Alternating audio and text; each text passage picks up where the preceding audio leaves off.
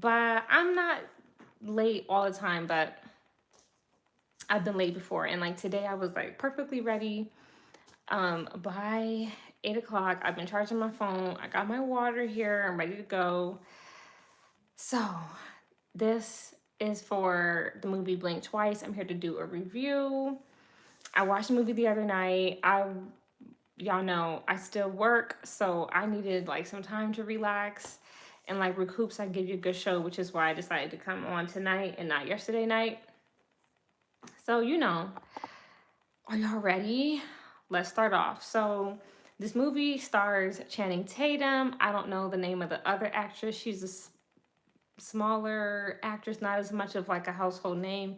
And it's written and directed by Zoe Kravitz. And the movie's supposed to be about this tech billionaire named Slater King. He has a private island in which he parties really hard on, and it's like some sinister shit going on down to that island. So we get to see some of what happens. Hi, Micah. Good to see you. Yes, glad you're here. I updated my Discord. And I put the link out on Twitter and I prepared you guys. I gave you guys plenty of time. So hopefully some more people roll through, but I'm glad somebody's here from the start. But movie's about this tech billionaire. He's wilding out on this island, and it starts off really fun and it gets crazy. So I'm just gonna go because I have notes on my phone. I'm gonna be going off memory. Let me know if you have seen this movie before. Please chime in. So the main character's name is Frida. She has a friend named Jess. They are waitresses. They go down to this gala and they like, serve drinks, whatever. Frida is a complete mess. Like, she's a mess. She's like low on money. Um, I noticed at the beginning of the film, she has like a scar on like the side of her face, and she was like looking up this tech billionaire, like seeing like who he is, and he starts the movie off like apologizing for whatever was exposed about him. He had to step down from his company. He's like apologizing, he says that like he's done all this therapy and all this work, yada yada yada, right? So fast forward, Frida and Jess go work this event.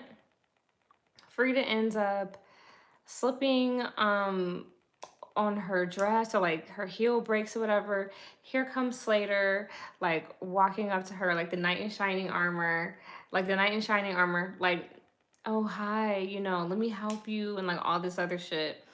And eventually, like, they end up chatting it up, and like he invites her and Jess to his island. Now, of course, again, everything is all good in the beginning. They're smoking heavily, drinking heavily, doing all types of psychedelic drugs, like liquid shrooms. They're eating really good. Like, it's all of this, stuff, right? And it's only a matter of time before things get crazy. There's this lady on the island who's like a native to the island who is like a snake catcher, and she drains the snake's venom and like makes like venom juice with it or whatever. I don't recall her name, but I believe that her tongue was cut out, or that they cut her tongue because she can barely speak. Like, she says, like, there's a point in the movie when Frida walks up to her and she's like, red rabbit. She's trying to say red rabbit, but she can barely say it. And it's obvious that it's deeper than just a thick accent. It's giving like her tongue was cut to stop her ass from talking. So that's really strange. Again, a lot of symbolism across the movie. I like at the beginning. First of all, let's talk about the big dynamic. Black and white. Okay, we have the black friend, white friend. Black and white with that. Slater is a white man. The black and white dynamic with that. And then Frida was like the only black girl there. They had like a girl there who seemed mixed. but she wasn't like full on black. So that's the dynamic right there. And then like at the opening gala, Frida was dressed in red maybe, and her friend was dressed in blue. But like either way, the red and the blue. So see what I'm saying? Like the black and the white, the red and the blue. So that was coded. And there was some more symbolism. Oh yes, like let's talk about the red bags. We see red bags all throughout the movie with like these bags hold perfume in them. The perfume make you forget. So that's symbolic too, because everybody is given a red bag. Like the people who like visit and then they leave, they're given like a red bag. And that kind of touches on like the Diddy situation with like the baby oil. Now people say that this movie is about Epstein. Some people say that it's about Diddy. I think it's not about really anybody in particular. I think it definitely is set up to make you think of Steen, but I think this is just exposing how a lot of these, elites get down behind the scenes anyway. Many of them move the same because they're all using the same, you know, tactics to achieve what they're trying to achieve. Now, I want to just go ahead and hop into what this movie is really about. This movie is really not about this movie is really not about ex trafficking as much as they want you to believe.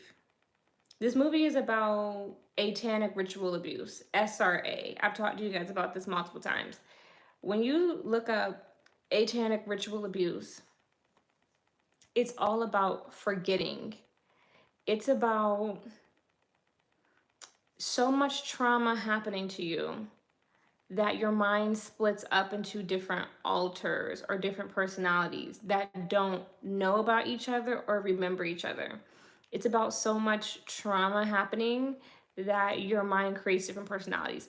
That's what this movie is about. And I told you guys, with celebrities and like these big famous people, that is how they create these celebrities. That's how they create these stars. Like, that's how they're created. They go through serious trauma that is done strategically and on purpose to split them up. Because you have to think about it. It's really hard to tell somebody what happened to you and what's being done to you if you don't remember anything. Because they have a point in the movie where Jess, Frida's friend, is unalived.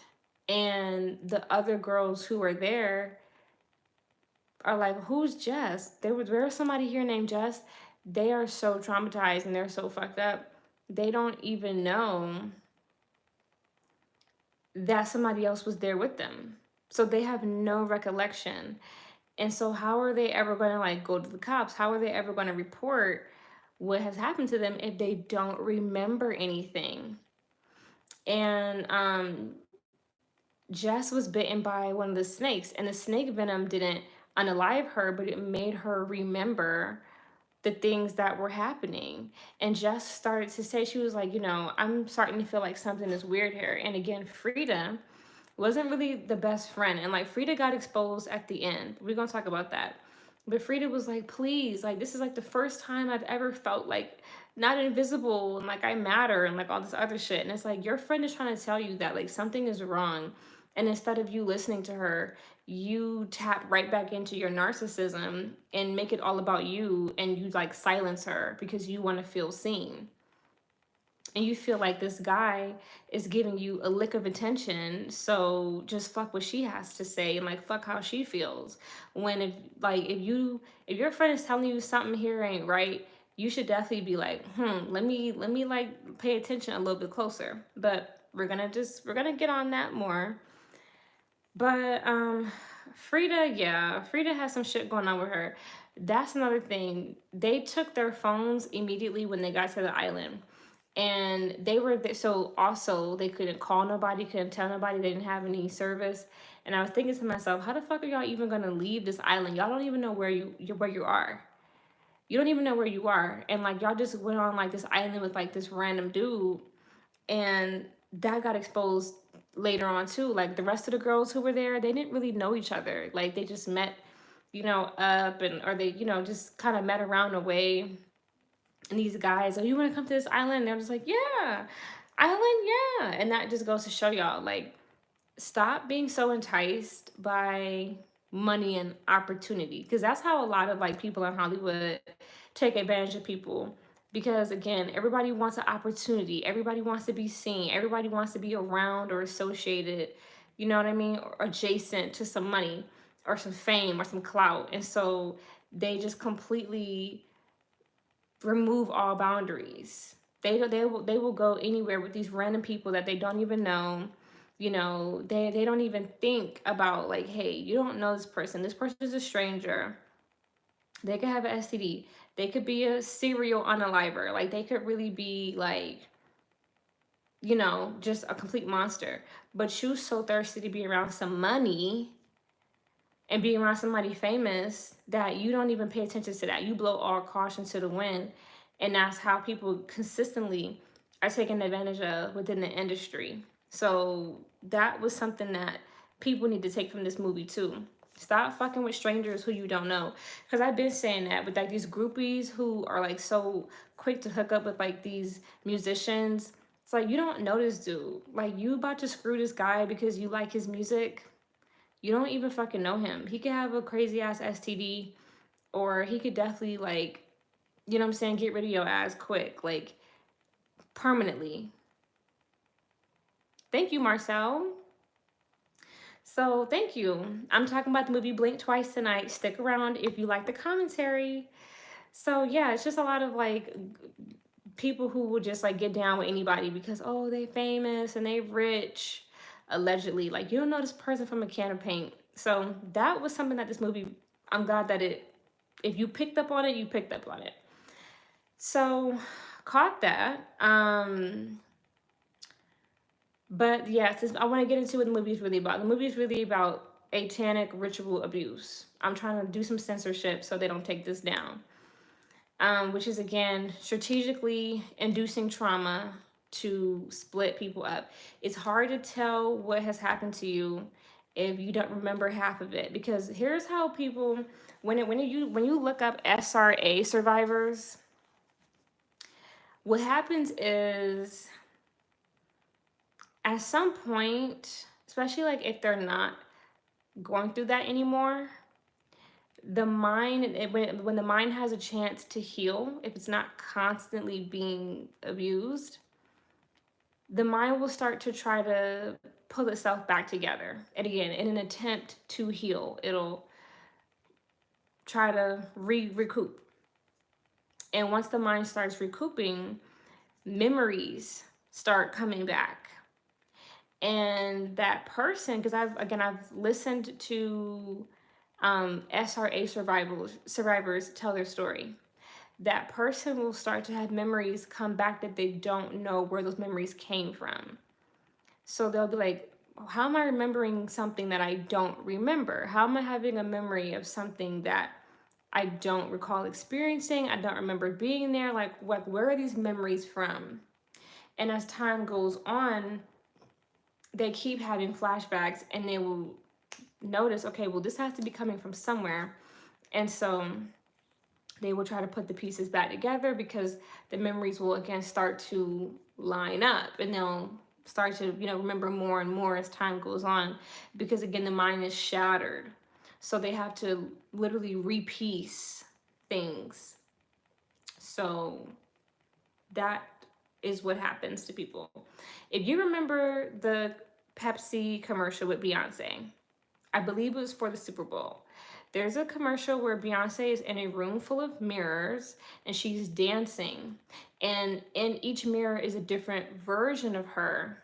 And it's supposed to be recalling from like her different eras. But while it was doing that on the front end, showing like, yeah, this is her growth, she's went from like one of the eras was like the Bootylicious music video. And like Sasha Fierce and like some of these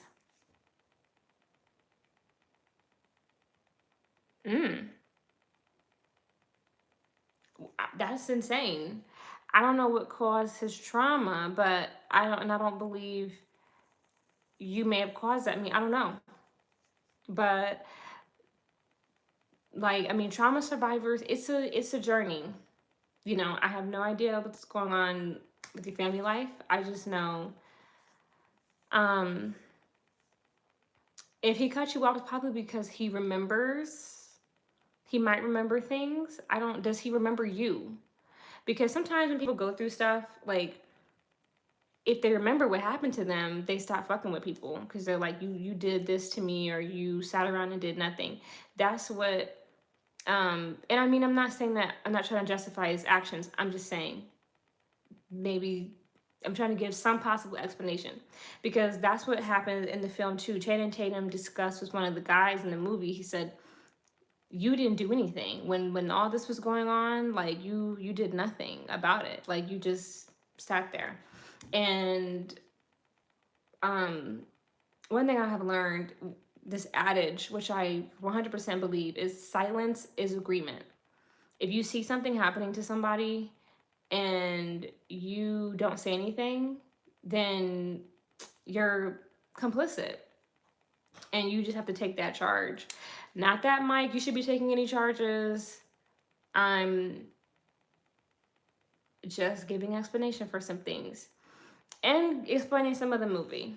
But sometimes people, yes, with family trauma, that is like very, very common. People with family trauma tend to cut their family off.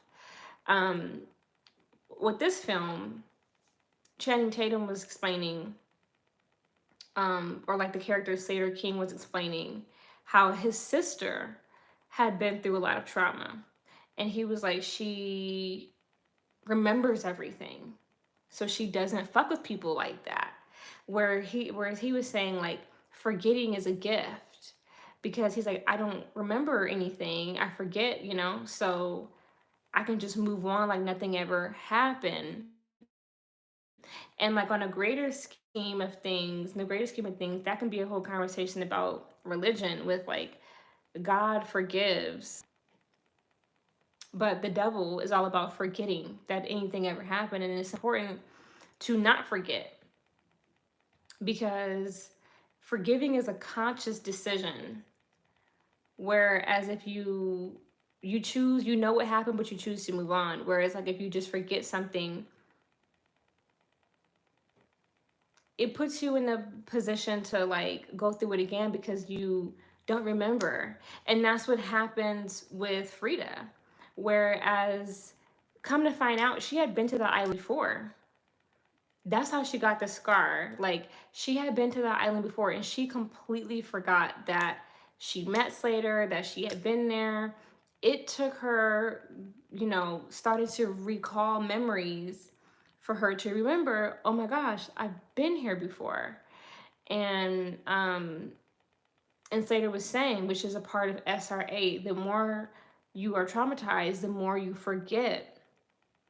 And what I don't want y'all to miss is how the people who came to the island, like the men who were there, they were given a red bag too to leave with, because the perfume makes them forget too. So this is a great way to keep people silent, because the industry is built off of abuse, mind control, and silence and blackmail.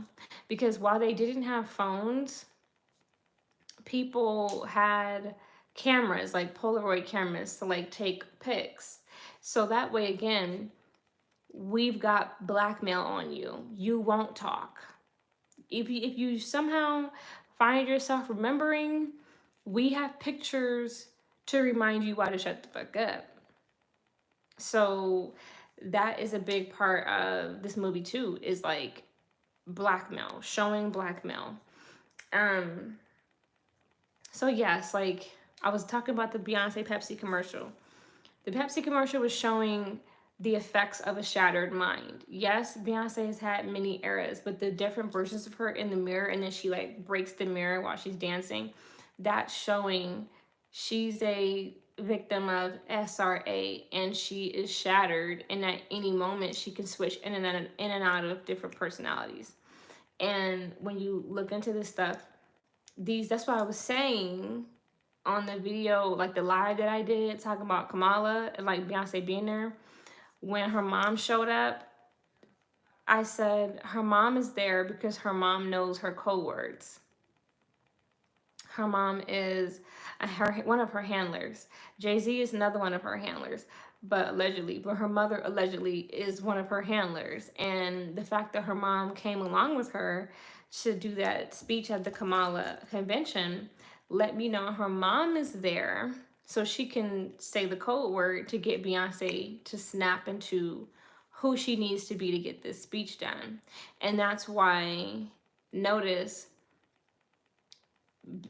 people have said the first time that Beyonce didn't show up at that convention or that rally, somebody made a joke saying that they must, her clone must have been out of battery or something like that.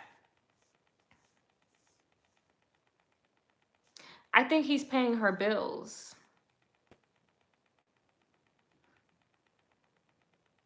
I do, Mike. I think Jay-Z's probably still paying her to buy her silence, because at one point she was speaking out. She has spoke out about, Beyonce and Jay-Z in the past. And now she's like, oh, I'll never go against him. Bills are being paid. Because again, Foxy Brown not booked and busy like that.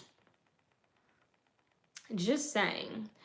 A lot of these people, again, just like a lot of the victims from R. Kelly and even with Diddy, like a lot of the victims don't speak out because they're getting paid to be quiet. The industry is built off of silence and blackmail. So just my opinion on that. But yeah, I definitely think there was some truth to the reason why Beyonce didn't show up at that first rally is because, yeah, she probably wasn't ready to go. Probably was malfunctioning. So, I definitely believe that. Because that's part of why, again, I think they're doing a really good job of hiding that something is not all the way kosher over there, because that's why they don't have her do too many live interviews anymore.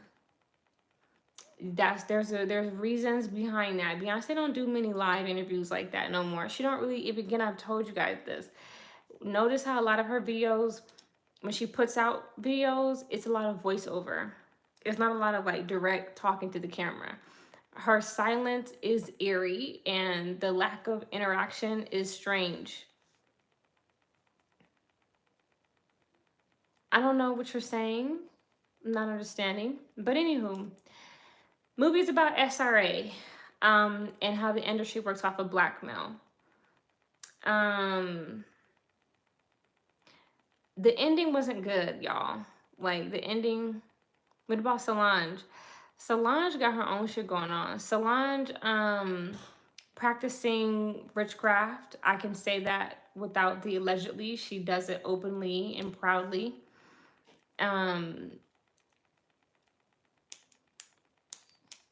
Solange, Solange probably under mind control too. That's the thing. These people really, this should be deep, y'all. But Solange got her own shit going on. Her son flipping out, and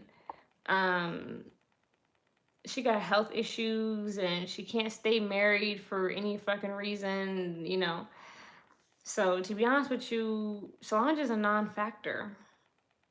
She still seems coherent enough that she can talk, but again, her health is declining. So she needs to cut all that witchcraft out. But Solange has been handed over. Like, that's the thing. I keep trying to tell y'all, even if Solange tried to get out of this cult or this coven, she would need Jesus to do it, because if she tried to do it on her own, she would find herself mysteriously unalived. Because handed over, and when you are promised over to a demonic entity, you can't just like do whatever the fuck you want, because demons gonna come to collect. So I know that the only person who can help you with that is Jesus Christ himself, period. That's a fact. This is spiritual warfare. You cannot fight on your own. You didn't get there on your own. You can't fight it on your own. Okay, the island. Let's see. I have somebody in my comments absolutely losing their mind. I'm trying to not be distracted.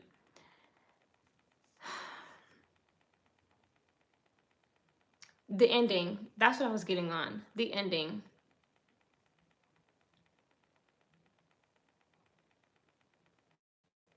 You mean Carrie Hilson? Yeah, of course she did.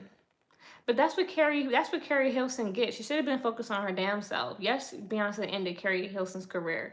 I don't care. She should have shut the fuck up and focused on herself. That's what you get. Talking shit and not knowing who you fucking with. You're going to, you're gonna get fucked up every time. I don't give a fuck. And y'all not begging her for no more fucking music, so who cares?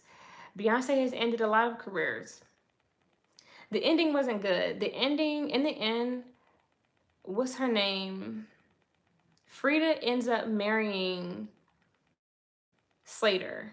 That was not a good ending because, again, it just shows she was narcissistic. She really wasn't like a victim because she had the opportunity towards the end of the movie to unalive Slater and she didn't. And I was wondering, like, why didn't she, first of all, I was like, okay, if she unalives him, how is she going to get home? Because she unalived a lot of people. So I was like, how is she going to get home? And again, she doesn't know where she's at. She don't know how far away she is from America. So she could be like super super far away and not even know it. And how the fuck she gonna get home? I had to just hide somebody's messages because they're doing a lot in my comments, and I'm just like, I'm trying to focus. I can't have like weirdos on here. So that was my main concern. She should have blackmailed his ass to at least get her home, but she didn't do that. She saved him. She burns the house on fire, saves him. Only her and like one of the girls in the film who was supposedly an actress on Survivor, like in the film, she was saying she was like, I was on Survivor. Of course, in real life, we don't know that. But she was supposed to be acting as a girl who was on Survivor.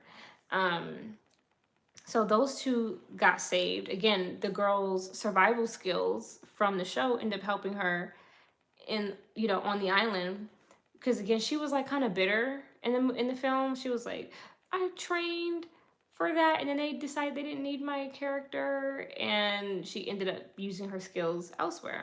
It ended up helping save her life.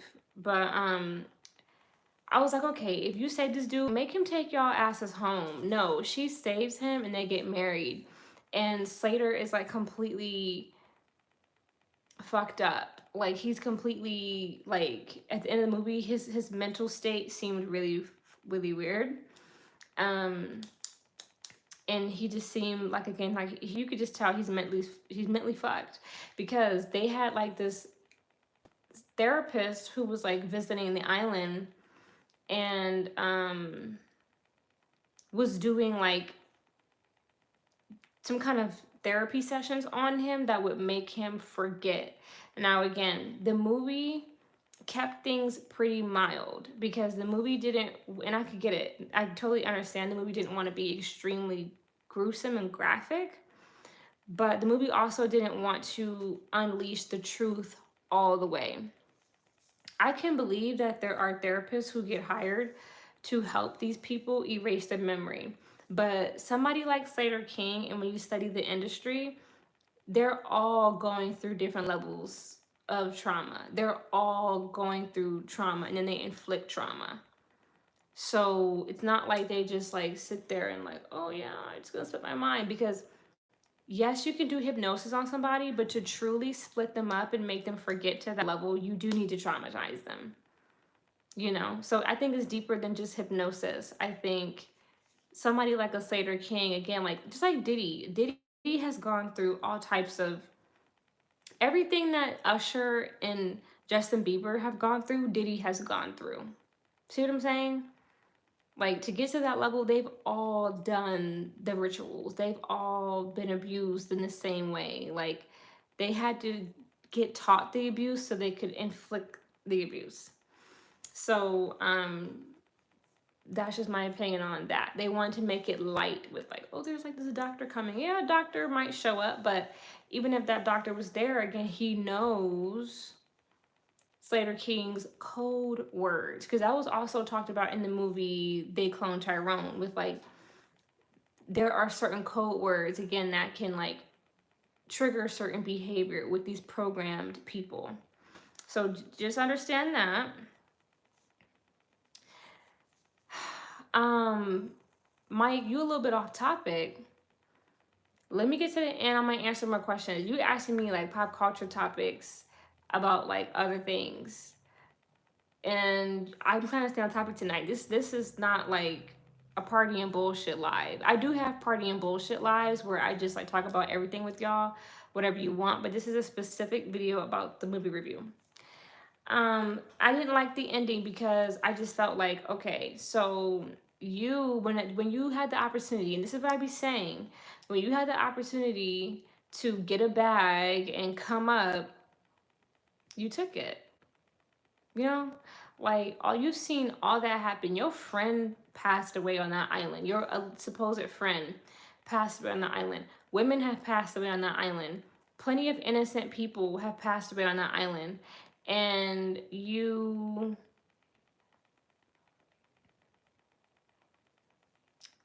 they didn't show all that they did to them.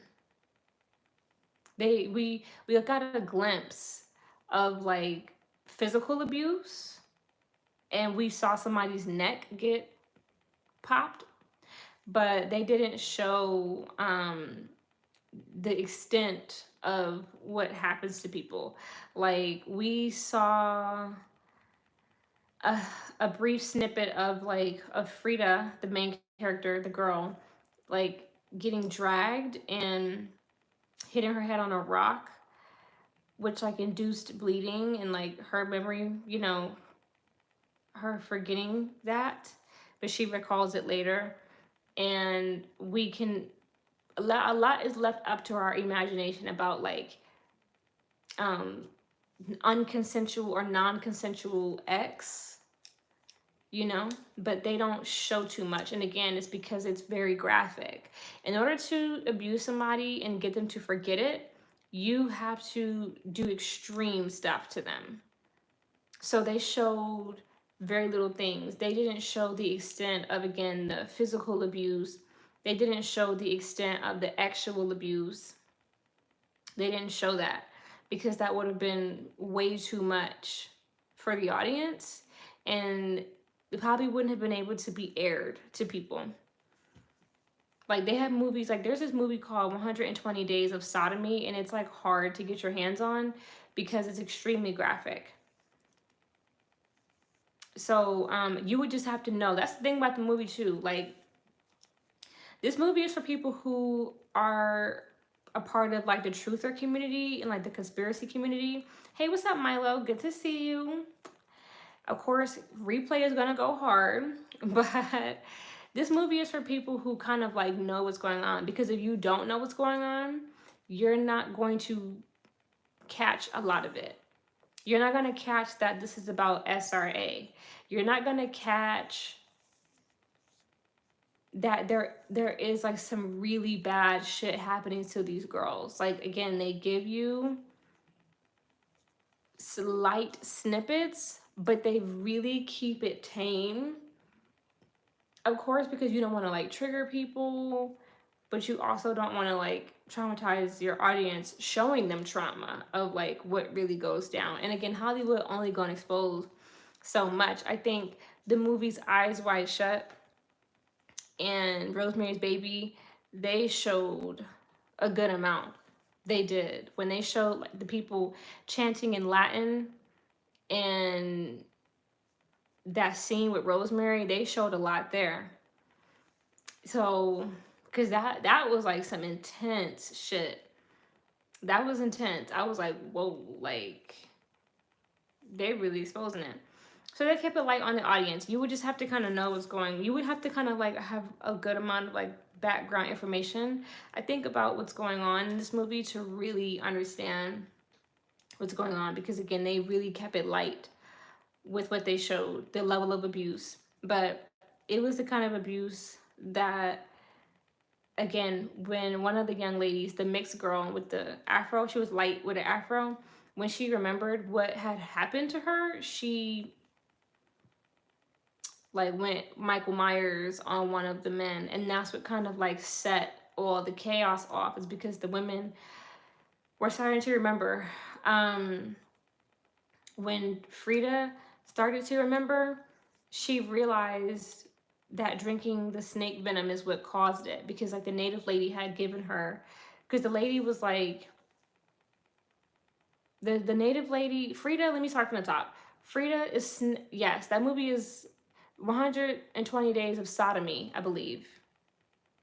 Not Solomon Babe, sodomy like backdoor.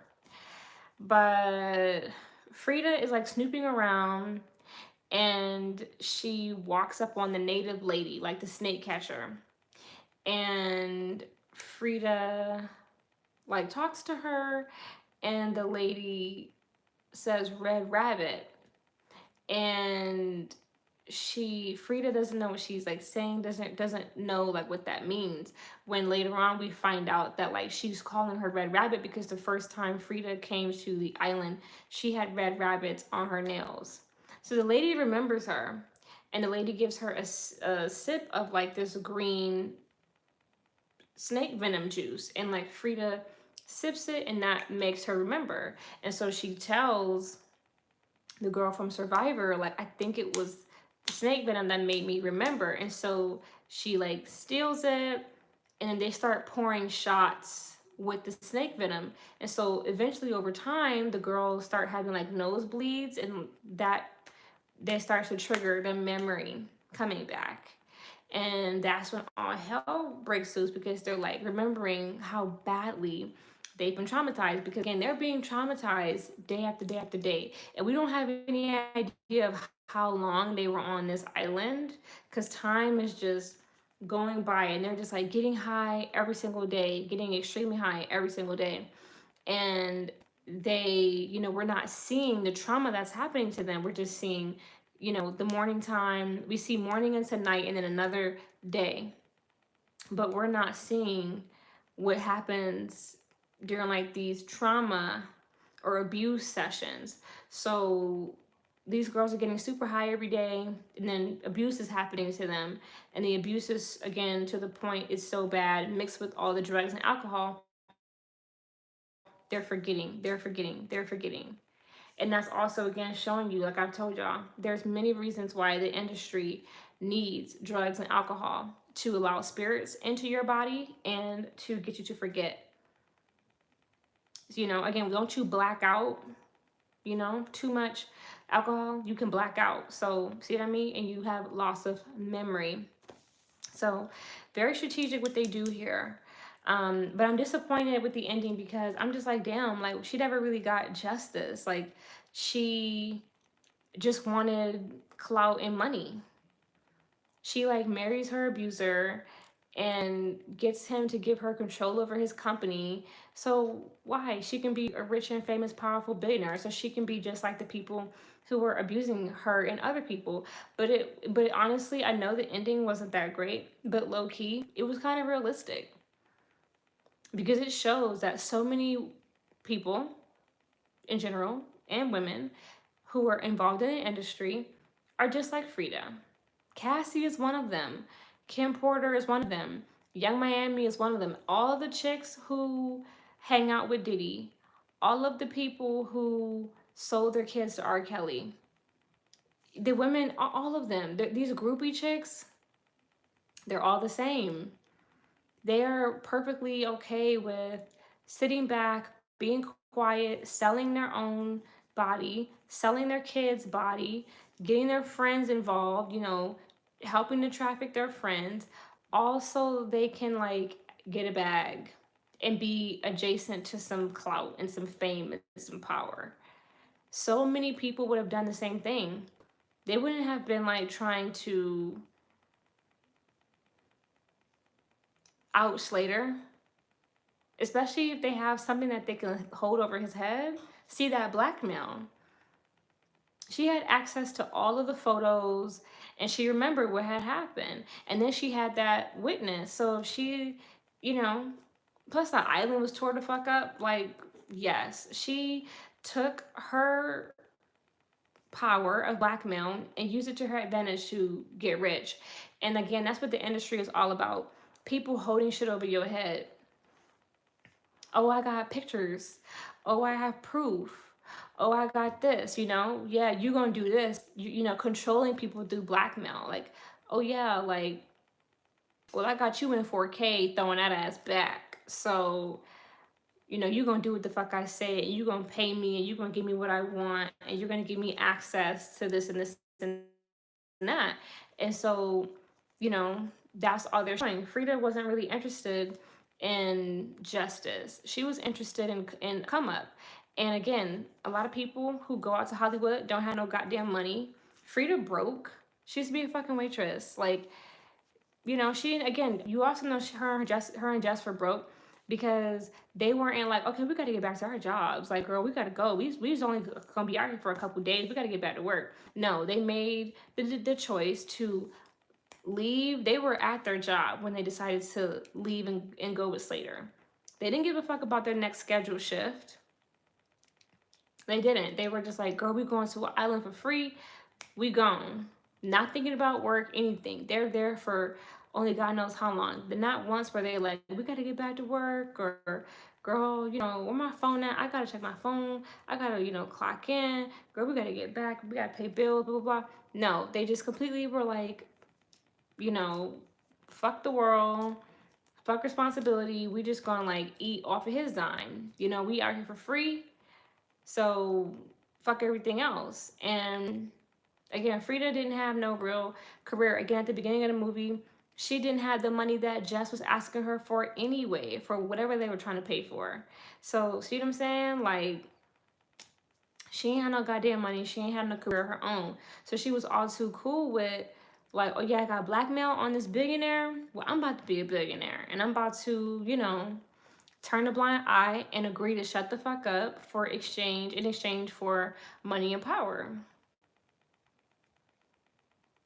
So again, it starts to beg the question, and I've asked y'all this before, because we're in the era of, oh, everybody a victim, and if you ask real questions, you victim shaming.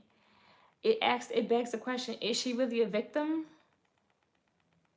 Is she? To some extent, but the moment that you decided to marry Sater for money, you're not a victim anymore. You are an accomplice, and you're complicit in the fuckery. Just like, again, I've been telling y'all, Cassie, Kim Porter, Young Miami, they're not victims. Any chick that was rolling with Diddy is not a victim.